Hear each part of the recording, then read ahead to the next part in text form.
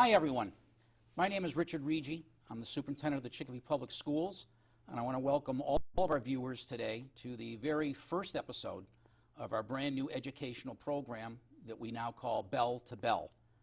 Bell to Bell will be a program that focuses and features our schools, programs, initiatives, and most importantly, the people of the Chicopee Public Schools, our students, our staff, and our administration. During each program, we'll focus on a particular school and have that school talk to us about 3 programs, initiatives, or student activities that they would like to feature on that episode. This is an exciting time for us.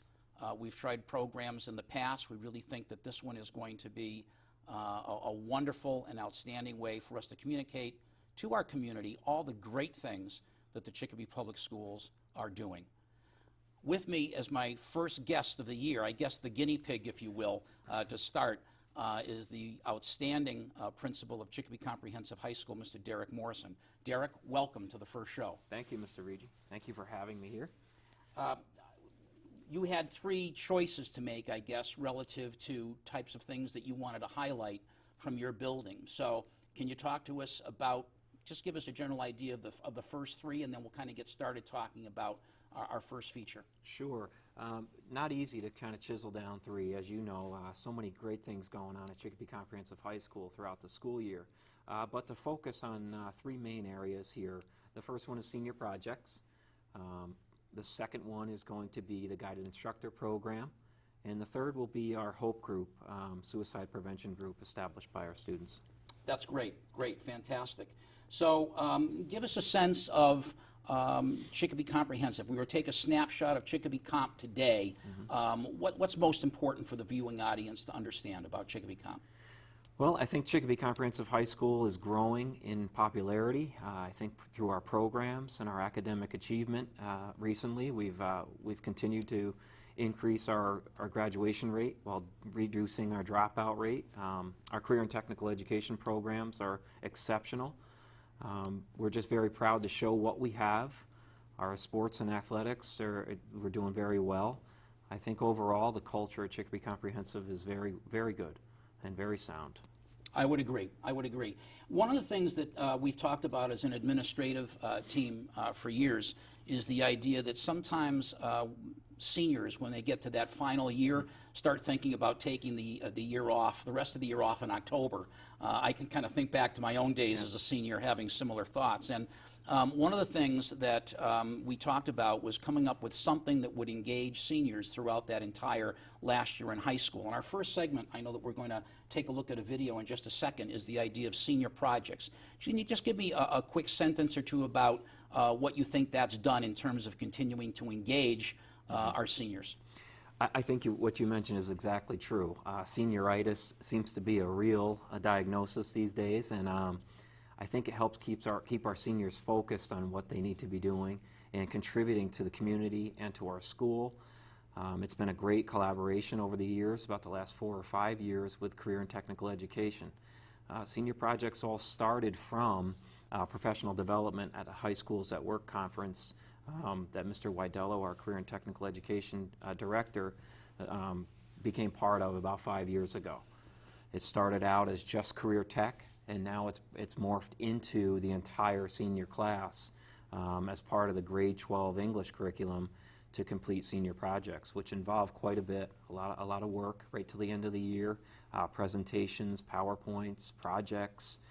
It really is something that they're involved in and interested in and want to give back to Chicopee Comp. Sounds like an exciting and creative way of keeping them engaged throughout the entire senior year, right up until graduations, which I think is a great thing, particularly for students that are then going to transition on to colleges or career. Yes, absolutely. Great. So why don't we take a look at this video, and hopefully that'll explain to the public a little bit about what's involved in the whole senior project initiative. Sure. Okay, so are you saying you want to go through the step-by-step process one more time before we have a debate? No, you can just tell us when we're done. Yeah, if you were just like our... Just cue you? Our like okay, it's your turn? Yeah, Senior okay. projects started in the early 2000s. So this was something we had in the old building a long time ago. And then it was put on the shelf for a while, but we brought it back. Originally, it comes out of research from a consortium called High Schools That Work, which looks at best practices for career and technical schools nationwide. And one of the many things they recommend is that a rigorous senior project, schools with a rigorous senior project have higher achievement overall. It's a way to really challenge seniors with a long-term, a sustained, year-long research project. This is one of the few opportunities where a student at comp really gets to design their own long-term project, their own unit, what they want to study, what they want to create a project about. For my senior project, I'm going to be studying the different educational systems over in the Asian countries, because those countries are the ones that continuously produce students with the highest scores that always end up being the most successful. My senior project consists of talking about feature-length films, and not exactly like the, oh, well, this is how you make a feature-length film, but the technology that goes into it. My topic is whether or not a Tesla coil can be used as a means of wirelessly powering devices, such as light bulbs, TVs, computers, anything. My senior project is on the Best Buddies program that we have in the school in the Chicopee chapter. And it's like programs for special need kids to intervene or like have chance to talk to people with that don't have disabilities. First, they do a proposal so that we can talk about with the student and make sure that the project is rigorous enough. And then they do a paper. So that's the research paper. So we do grade that in a way that we would grade English teachers are used to grading research papers. So we have a rubric, and that's pretty straightforward. They do a presentation about their project, what they've created, and what they've learned creating it. And that's pretty straightforward. We're used to scoring presentations. The hard part is the product itself. They're doing things like they're going to do in real life. It's applied learning, it's authentic. Music is like my muse. I really like it, and I wish to pursue it in a later point in my life after I graduate from college. Well, my senior project is about music and its effect on the human brain waves and the way just it affects you and makes you feel. My topic is head trauma in contact sports. It's a good thing because it teaches you what you need to do for college and how far you have to go to actually get a good paper. It kind of helps you see if what you like is actually something you want to continue in the future, or if it's something that you just thought you liked and now that you've actually gone into it, maybe you don't like it as much. It can set up your whole life after high school, because with what you do with your senior project, that could get the momentum started for what you want to be later in your life. Maybe a student who doesn't get to write a paper on something they like will have more of a hatred towards writing, rather if you get this chance to experience something that you're interested in, it'll show a student that there are good parts of writing and that it can really help you gaining the skills to write and enjoying it at the same time. It's not just in school, it's after school too.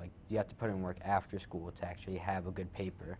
You just got to keep up with all the work and make sure you're doing everything on time. Without being pushed, without having been required to do a long-term project, would they have been as motivated?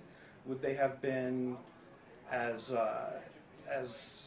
likely to complete the project on their own? Hard to say. I like to think that it has an effect. Kids that don't have to do senior projects in their schools are missing out on a great opportunity to really figure out what they're passionate about and what can help them jumpstart their lives. It gets them thinking about, can I be of service to the community? What can I build that hasn't been done before? It's a great opportunity to express what you want to express and look into what you have liked previously, and it's a good opportunity to be able to research what you want, write about what you want. It's really a fun activity to do, and it's just a whole new experience and a whole new way to look at doing a project.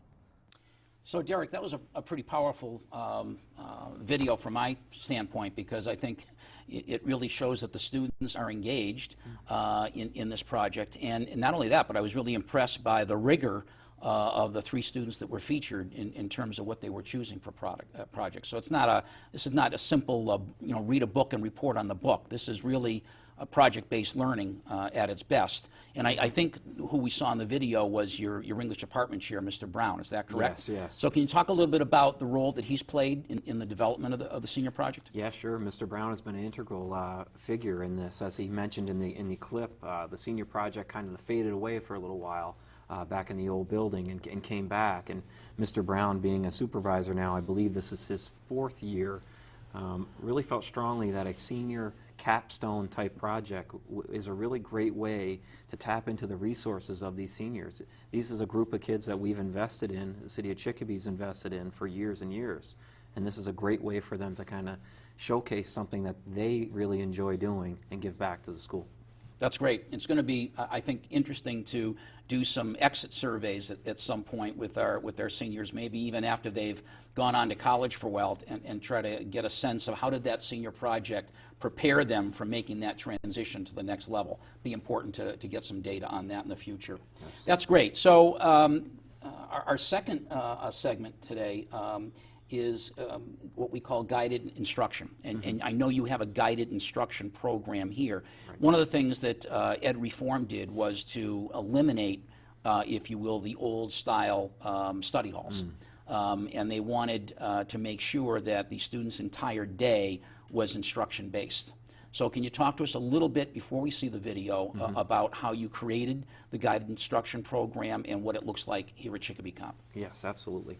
This program, Guided Instructor Program, was initiated, this is our 3rd year now of this program, and it really was initiated by a call to action where we had what we found as freshmen, too many freshmen that were falling behind in algebra as well as intro to physics.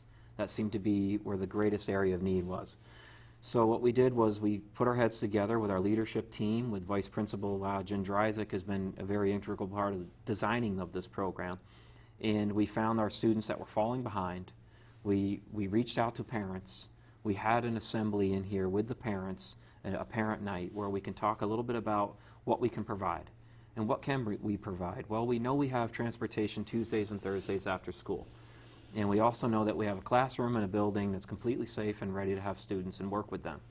Secondly, we have seniors and juniors and seniors, upperclassmen, that can benefit by doing community service hours through NHS, and they come in and they help tutor and work with our kids that are having difficulty.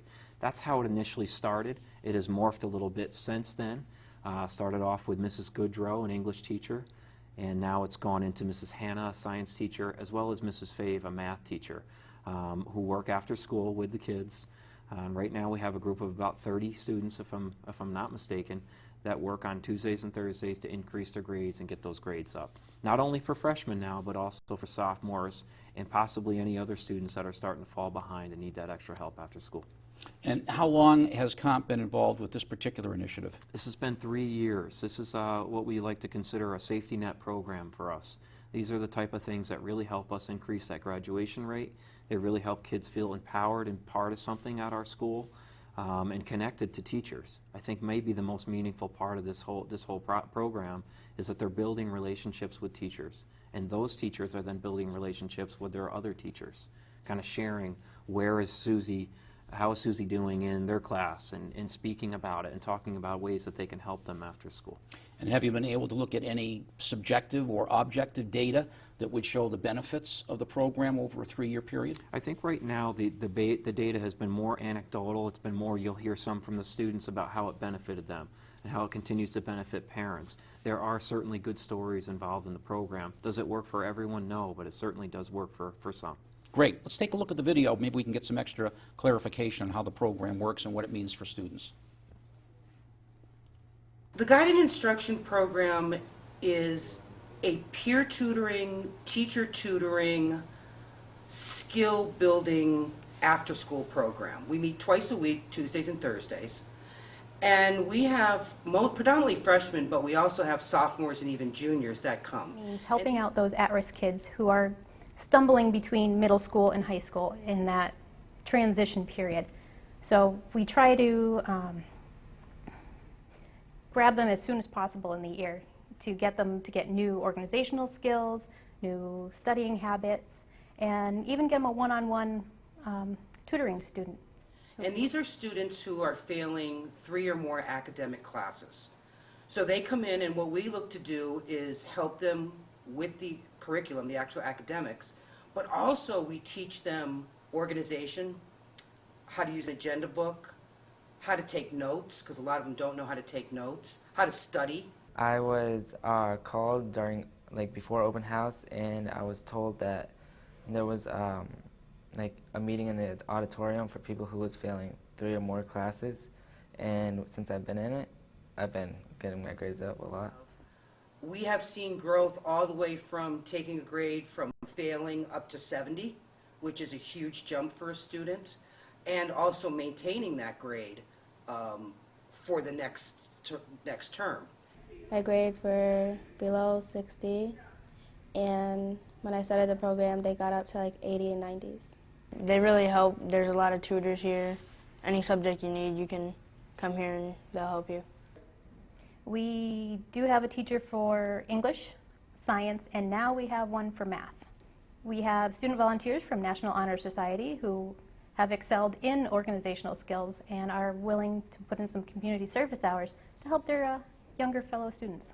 Miss Hannah, Miss G, and a couple other teachers come here, and most of the students, they're really smart. They're in AP classes and stuff, and they come and help us out, and it's really fun.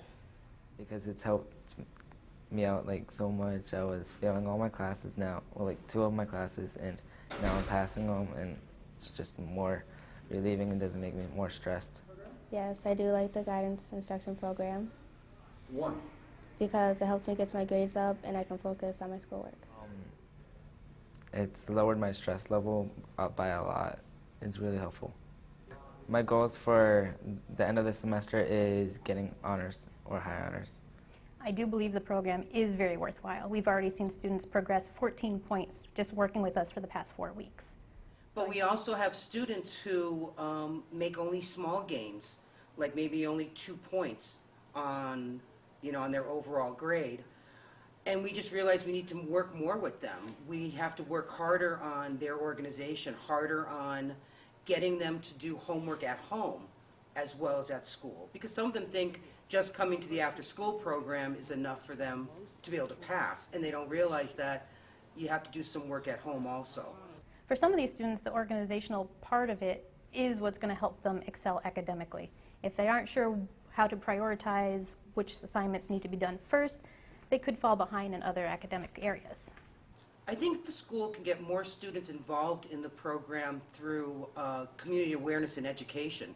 We did an all-call to the parents of the students we identified who were failing 3 or more classes.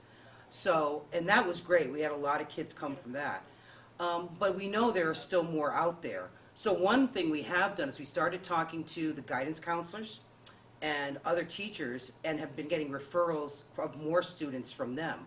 So I feel overall we have seen some great success, and in other areas we've seen success, but it's just building a little more slowly.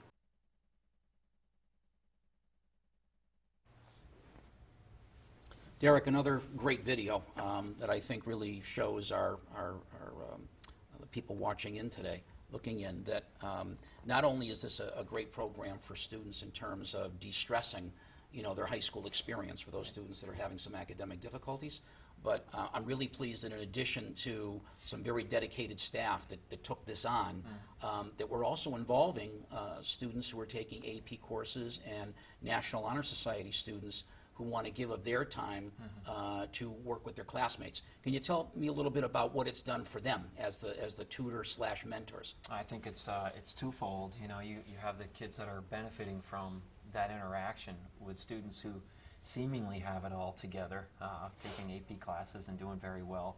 But on the other side, those students are able to share with them that it's not all that easy. I have to work. I have to do some organizational skills, and this is what that looks like. So it's real, tangible evidence of what can be done. It's not that I'm smarter than you. This is what I do to prepare, and I think it will help you as well. So I think it clearly benefits both sides. Just again, it's another great tool in the toolbox in terms of getting students through what can be a very stressful 4-year high school experience to graduation. which I think is great. It's a win-win for everybody. The last segment or program that you wanted to focus on was your Hope Club or Hope Suicide Prevention Group. Can you just tell us a little bit quickly about that before I introduce our two guests? Sure. Our Hope Group, designed by our students, really stemmed out of some unfortunate circumstances we've had and you're aware of over the last few years where we've had some challenges with suicide in our building. Our students have really taken this ball and really helped us heal and help us continue to heal. Great, and I do want to introduce our guests that we have with us today, representing the Hope Club or Hope Suicide Prevention Group. To my right, Mrs. Donna Hall Adams, who is a terrific guidance counselor who I had the pleasure of working with as a VP at Bellamy School back in the day, and we won't say how many years ago No, that we was, won't. Donna. We'll keep that our little secret. Yep. And also we have with us today Caitlin Herzig, who is a senior, Kate, right? Yep. And was one of the founding members of this organization. Can you tell us a little bit about what led to the startup of it and how you got this idea together and put it into practice? I and two other students and Miss Hall Adams went to the Mass Mutual Center in Springfield to do the Out of the Darkness walk. And as we were walking, we saw a lot of statistics, and they were very shocking regarding suicide. And there were a lot of speakers there talking about their experiences, and it was either their son or daughter committed suicide or they attempted themselves. And it was just really shocking, and we didn't realize how big of an impact it had on the community, and we wanted to bring it back to school.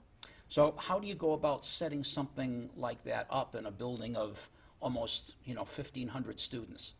We went back to school with Miss Hall Adams the following Monday, and we talked about it, and we decided to have meetings every Tuesday, and there were announcements and things put on at the TVs at lunch, and kids saw it and just wanted to help out to get the word out how to prevent. What's your participation been like in terms of number of students who want to get involved in this kind of a group? We have about 12 in our group right now, and it's grown a lot since the first year. The first year we had about 4 or 5, and it's grown a lot, and we've done a lot of things throughout the school to get the word out. And what do you think that the members of the group get out of it? What's the benefit to them for coming, giving of their time to do this? It makes us all feel really good that we could potentially be saving someone else too. We might not know that we saved them, but them themselves know that we helped them out. And kind of as a byproduct of the group, does your group go on and try to do anything in the school to raise awareness of students who might be having a myriad of difficulties in dealing with life? We've passed out bracelets. These ones, they say HOPE, and they have the local crisis number on them. We have these t-shirts. They have the local and national crisis hotlines on them, so you can call them whenever you need to talk to someone. And we've made posters like the one on that board of in-school resources and out-of-school resources. Just anyone you can go to when you need some help. Fantastic. So really, out of something that was born of tragedy, this is a really positive, byproduct of it. And hopefully it's going to help many other students know that they're not alone out there if they're dealing with emotional issues that could cause them to harm themselves. Yep. That's great. Donna, as a facilitator of a group like this, what's your role in it?